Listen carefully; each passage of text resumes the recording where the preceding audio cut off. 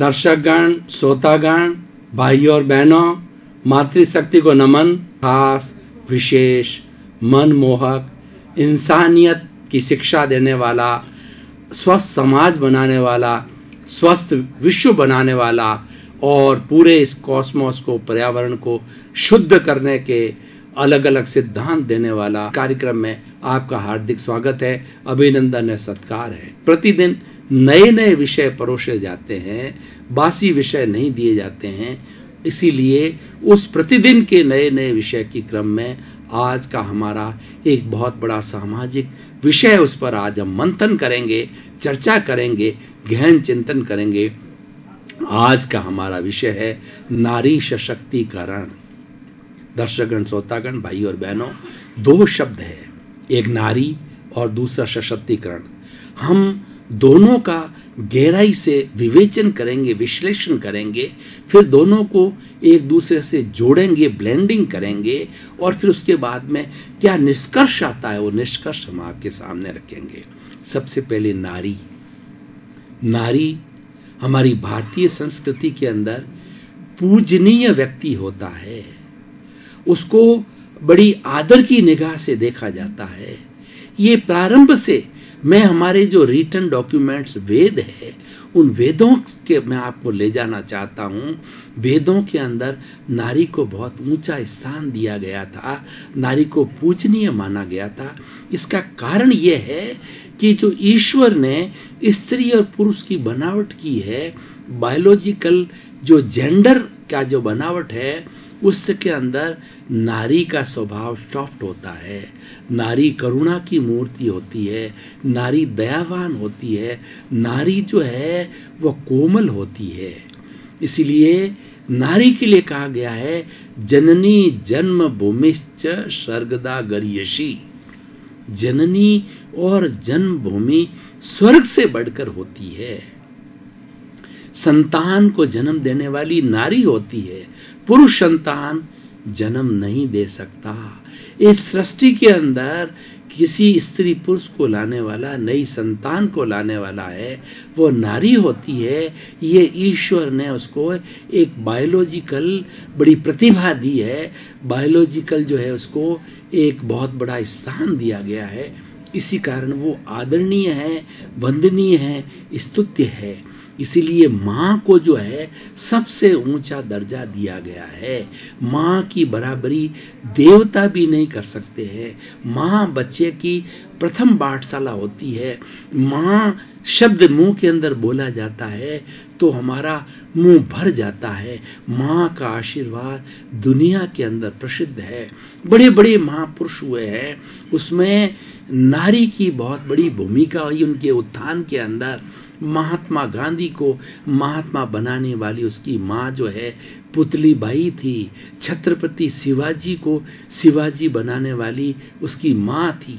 कोई भी महापुरुष है, उसके पीछे स्त्री, माँ, पत्नी, बहन, दादी, नानी अवश्य ही सपोर्टर होती है। उसके कारण वो महान बनता है। इसलिए नारी की हमारे समाज के अंदर, हमारे देश के अंदर, हमारे विश्व के अंदर बहुत बड़ा ऊंचा स्थान है।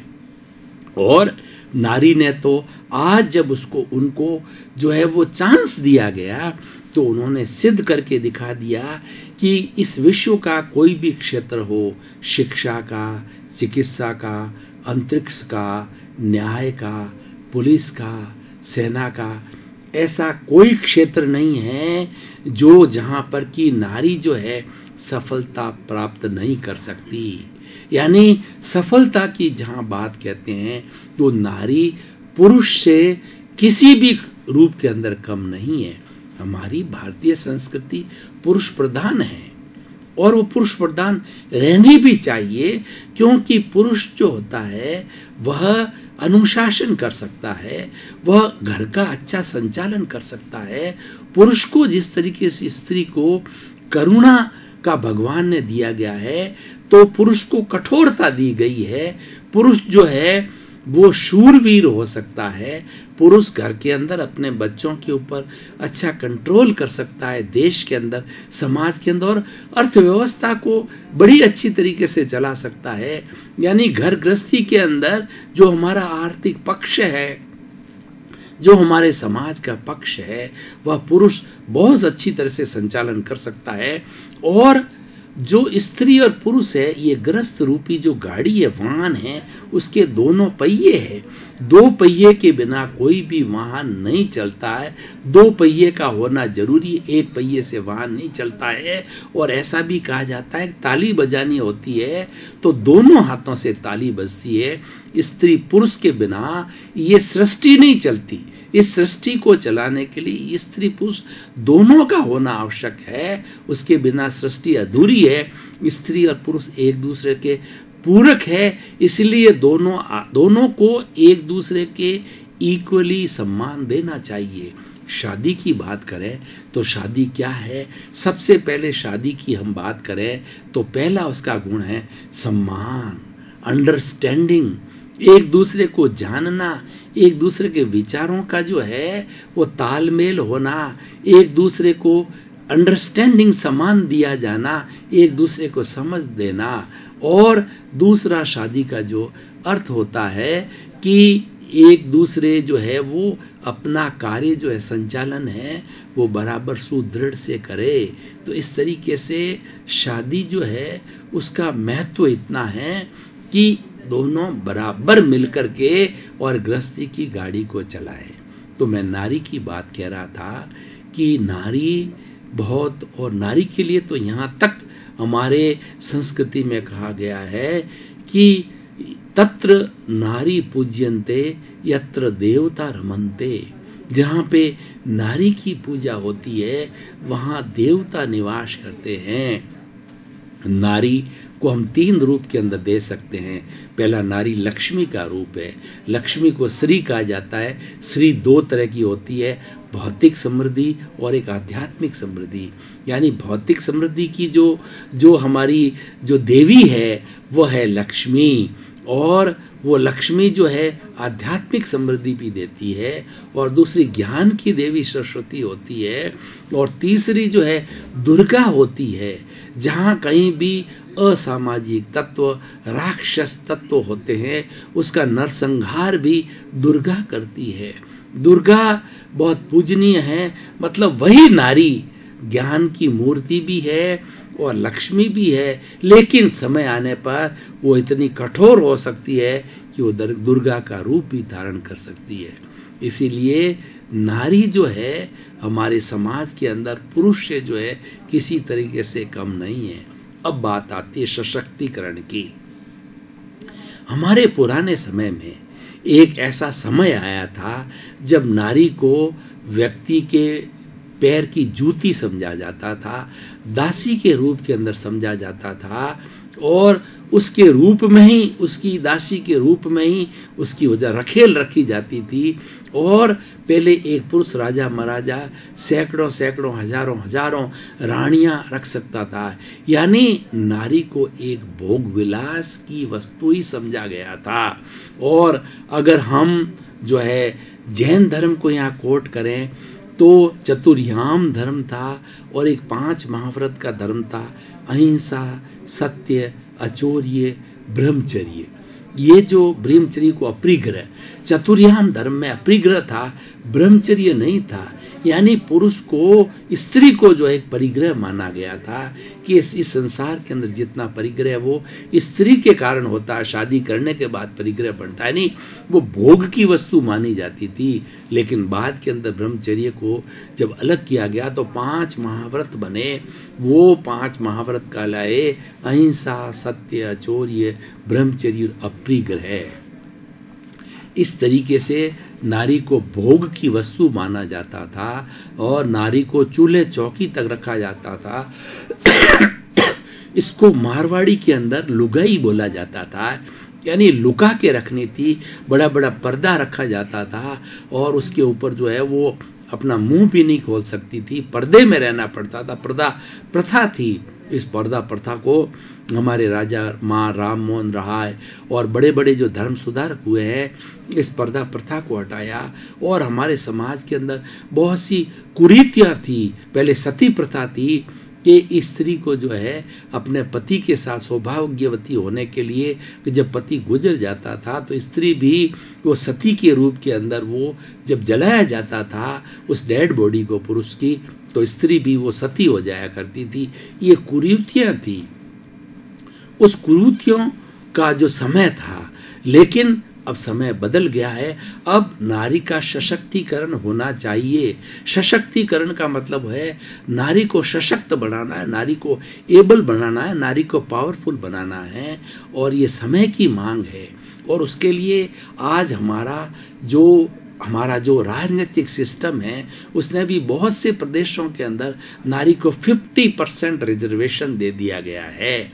चाहे जो है पंचायतों के चुनाव के अंदर हो, चाहे विधानसभा के अंदर हो, जैसे कि बिहार है वगैरह है, 50% रिजर्वेशन जो है वो नारी को दिया गया। होना भी चाहिए, क्योंकि हमारी सृष्टि स्त्री और पुरुष से बनी हुई है, तो बराबर का दर्जा दिया जाना चाहिए, उसके अंदर कोई बुराई नहीं है। तो वो नारी को सशक्तिकरण करने की आवश्यकता है। और वही आज का विषय है कि घरों के अंदर जो हिंसा की जाती है, उसको हिंसा को रोका जाना चाहिए।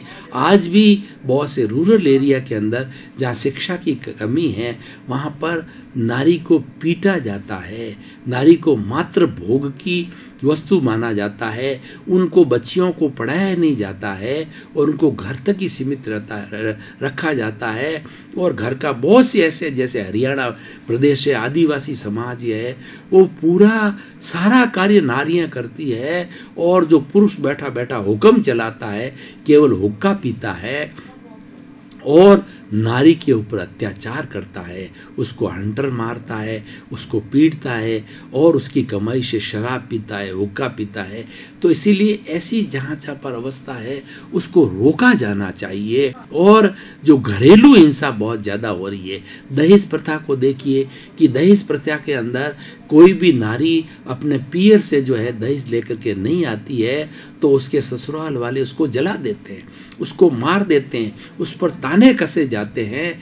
इस प्रथा को हमें रोकना चाहिए। भ्रूण हत्या है आजकल बहुत बड़ा विषय बन गया है और बहुत ज़्यादा हो रही है। इस भ्रूण हत्या को रोकना चाहिए। और सबसे जो कहना चाहिए कि घृणित कार्य वो रेप का कार्य है। हमारी बहन बेटियों को, जवान बेटियों को, वो भी पुरुष से कहाँ कम है, लिंग का डिफरेंस है, वो किसी कार्य के अंदर कम कहाँ हैं, वो तो मनुष्य से ज़्यादा है। अगर आज मेरे को कोई कहे कि आप स्त्री पुरुष का जो है वो दोनों को उसका मूल्यांकन कीजिए, तो मैं तो नारी को 60-70% मार्क्स दूंगा और पुरुष को जो है वो 30-40% मार्क्स दूंगा, क्योंकि सारा कार्य नारियां कर रही है। बच्चे को जन्म देना, एक पुरुष जो है वो बच्चे को जन्म नहीं दे सकता।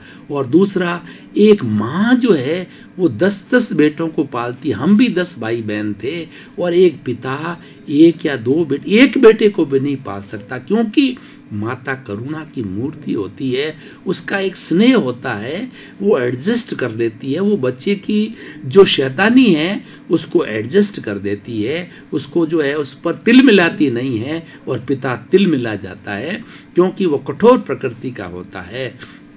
और देखिए सारा घर नारी पर कितना बर्डन है घर का। देखिए आप शुरू से देखिए, नारी को 5 बजे उठना पड़ता है, अपने बच्चों को तैयार करके स्कूल भेजना पड़ता है, उसकी नज़र रहती है कि वैन आने वाली है, वैन आने वाली है। 7 बजे 6:30 बजे जो है सर्दी का समय है, कड़कड़ाती ठंड है, लेकिन उस बच्चे को बार बार उठा करके और उसको तैयार करती है, उसके लिए नाश्ता बनाती है, उसको कपड़े पहनाती है और उसको स्कूल वैन के अंदर बिठा देती है, जब जाके उसको संतोष होता है।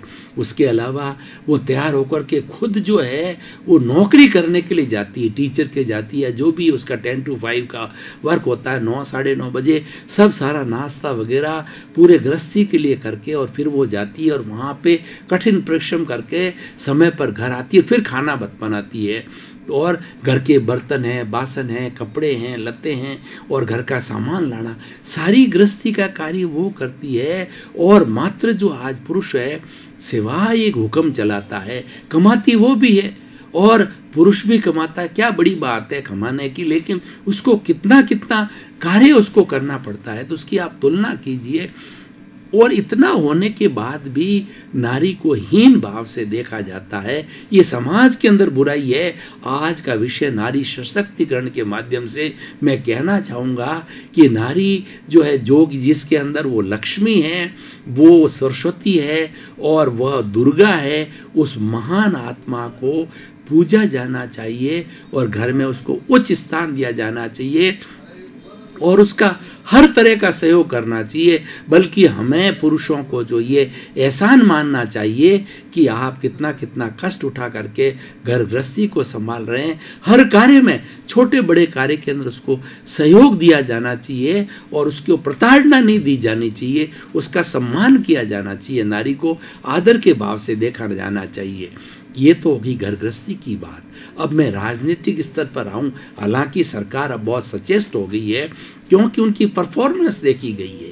आज नारी की परफॉर्मेंस सब सामने आई है तो एक्सीलेंट है। आज लड़कियां बहुत ज़्यादा कम उम्र के अंदर पढ़ लेती है। आज समाज के अंदर बड़ी विडंबना है कि लड़की तो ग्रेजुएट, पोस्ट ग्रेजुएट, डॉक्टरेट बहुत जल्दी हो जाती है और लड़के शैतान होते हैं, बदमाशी करते रहते हैं, वो बहुत कम पढ़ते, मतलब बेमेल जोड़े हो गए हैं। लड़के आजकल पढ़े लिखे नहीं मिलते हैं, लड़की बहुत पढ़ लेती, डॉक्टर हो गई है, उसके लिए डॉक्टर को ढूंढना एक भारी कार्य होता है। बहुत कम मेल के अंदर डॉक्टर मिलते हैं, लड़कियां तादाद में डॉक्टर, सीए, इंजीनियर जो है जुडिशरी के अंदर सब मिल जाती है।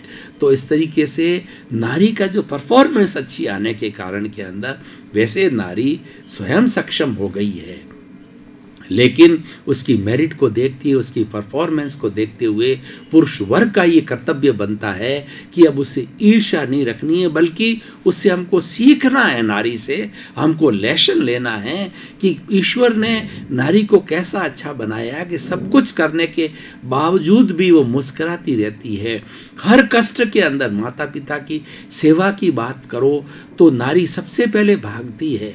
अपने माता पिता को कोई कष्ट है, बीमार है, तो वह सारी तरह की कठिनाइयां का देख करके माता पिता के पास के अंदर चली जाती है। और नारी का आप देखिए कि पियर पक्ष की कोई निंदा की बात कोई करता है, पति करता है, ससुर करता है, सास करता है या कोई भी परिवार का सदस्य करता, तो किसी सूरत के अंदर वो टॉलरेट नहीं करती और उसका जम करके जवाब देती है। क्यों? स्वाभिमान है उसका, अपने पेरेंट्स के प्रति कितना डेडिकेशन है, कितना डिवोशन है, पेरेंट्स को कितना बड़ा मानती है। नारी के अंदर बहुत गुण हैं। और आजकल प्राय ये देखा जाता है कि लड़का तो जो है वो बहुएं और लड़के तो अपना घर बसा के चले जाते हैं। बहुत सी लड़कियां माता पिता को अपने घर पे रखती है और बुढ़ापे के अंदर उसकी सेवा करती है, समय समय पर भाग करके वो पियर जाती है और लड़के उसकी कोई केयर नहीं करते, बहुएं कोई केयर नहीं करते। मैं किसी की निंदा नहीं कर रहा हूँ, मैं तो नारी के सशक्तिकरण के फेवर की बात कर रहा हूँ कि नारी का सशक्तिकरण जो है हर स्टेज पर किया जाना चाहिए। राजनीतिक स्तर पर होना चाहिए, समाज के स्तर पर होना चाहिए, घर के स्तर पर होना चाहिए। और जो नारी को, और खास करके जो हमारा रूरल एरिया है, भारतवर्ष कृषि प्रधान देश है और 80% पॉपुलेशन भारत की जो है वो गांवों के अंदर रहती है और गांव ही भारत के हृदय माने जाते हैं। अभी तक गांवों के अंदर पुराना सिस्टम चल रहा है। आज ग्लोबलाइजेशन, प्राइवेटाइजेशन, लिबरलाइजेशन का जो असर है शहरों में देखने को मिलता है।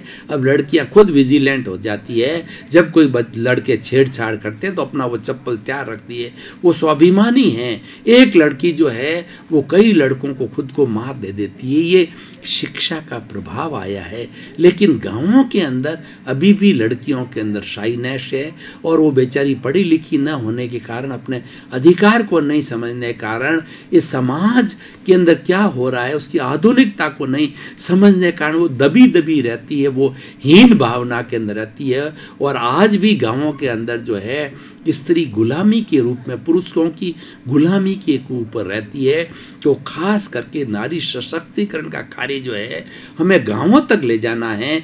गांवों में जाकर के हम पंचायतों के माध्यम से रिमोट एरिया के अंदर आदिवासी एरिया की खास तौर से स्थिति आप देखिए कि स्त्री वहाँ पर बहुत ज़्यादा कार्य करती है और वहाँ पर स्त्रियों की बहुत दुर्दशा की जाती है, मारा जाता है, पीटा जाता है, उसकी कमाई को कोसा जाता है, उसके बाद भी बेचारी मार खाती है, खाने को 2 जून की रोटी भी नहीं मिलती है। वहाँ भी हमें ये नारी सशक्तिकरण का कार्य किया जाना चाहिए।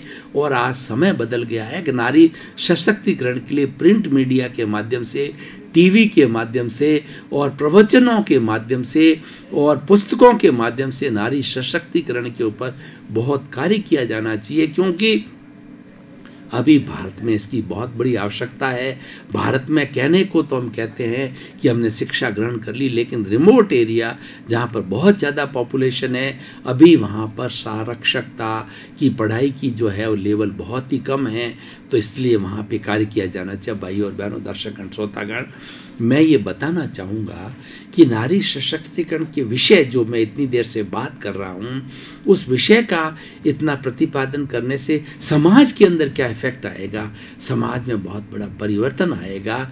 जब पुरुष वर्ग को ये मालूम पड़ेगा कि इस गृहस्थी को चलाने के लिए दोनों पहियों की आवश्यकता होती है और दोनों समान रूप से है, सर्वोदय की बात की जाना चाहिए कि नारी का भी उदय होना चाहिए, पुरुष का भी उदय, यानी जो ईश्वर ने जेंडर डिफरेंस बनाया है, जो बायोलॉजिकल स्ट्रक्चर है, वो तो छोड़ दीजिए, वो किसी के हाथ की बात नहीं है, लेकिन उसमें भी बात करें तो वो बायोलॉजिकल स्ट्रक्चर स्त्री के फेवर में ज्यादा जाता है, क्योंकि जन्म मां ही दे सकती है, पुरुष जन्म नहीं दे सकता। उस दृष्टि से भी जो है हम कितने ही पुरुष प्रधान संस्कृति के बन जाएं, लेकिन नारी का स्थान जो है पुरुष कभी भी नहीं ले सकता। इसीलिए भाई और बहनों, दर्शकगण, श्रोतागण, आज के विषय से सब पुरुष समाज से मैं निवेदन करना चाहूँगा कि आपकी चाहे बेटी हो, चाहे आपकी बहन हो, चाहे कोई भी समाज की स्त्री हो, उसको आदर की निगाह से देखना चाहिए। लेडीज फर्स्ट का दर्जा दिया जाना चाहिए।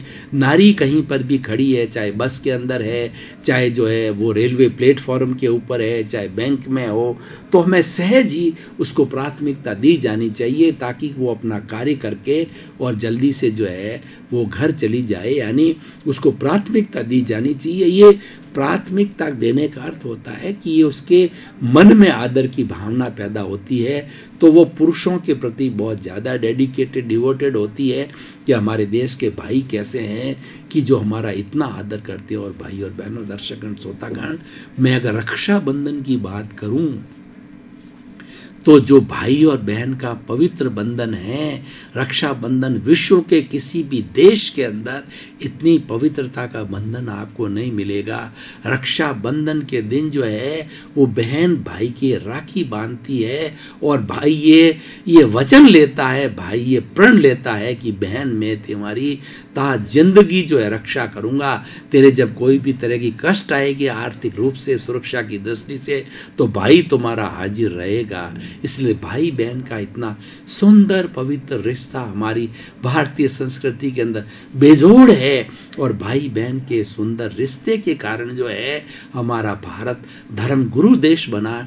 इसलिए भाइयों और बहनों बोला जाता है, जो है लेडीज फर्स्ट बोला जाता है, क्योंकि हम नारी की पूजा करना जानते हैं, नारी को सम्मान देना चाहते हैं, और ये उसका अधिकार है। हम नारी के ऊपर कोई एहसान नहीं करता। ये नारी सशक्तिकरण विषय आज जो पुनरुत्थान कार्यक्रम ने क्यों चुना गया है कि इसके ऊपर खूब डिबेटिंग की जाए, खूब चर्चा की जाए कि नारी को हमें सशक्तिकरण क्यों नहीं किया जाना चाहिए, 50% उसको दर्जा क्यों नहीं दिया जाना चाहिए क्योंकि अभी ये दिया नहीं गया है, उनका हक है, ये हक दिलाया जाना चाहिए। उनके ऊपर कोई तरह का एहसान नहीं है।